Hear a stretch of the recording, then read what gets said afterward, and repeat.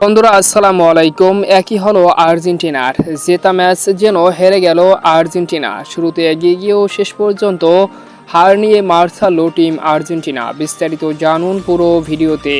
বিশ্বকাপ বাছাই পর্বের গুরুত্বপূর্ণ ম্যাচে আজ প্যারাগুয়ের বিপক্ষে মাঠে নামে টিম আর্জেন্টিনা।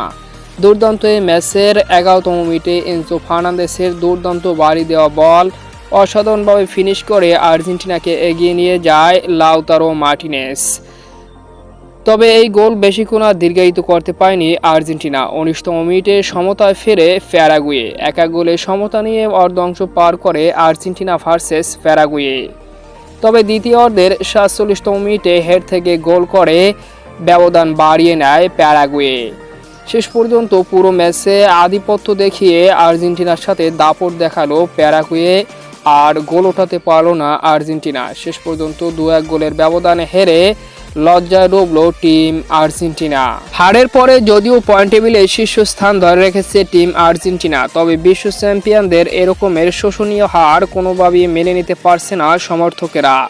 ম্যাচ শেষে লিওনেল মেসি বলেন, এখন আর ফুটবল পিছিয়ে নেই। তুলনামূলক এই মডার্ন ফুটবলে সব দলই ভালো খেলে। অ্যাওয়ে ম্যাচ সব দলের জন্যই কঠিন। আজকে আমাদের একটি কঠিন ম্যাচ গিয়েছে, তবে আমরা আবারও কামব্যাক করব, এমনটাই বলেছিলেন ম্যাচ শেষে লিওনেল মেসি।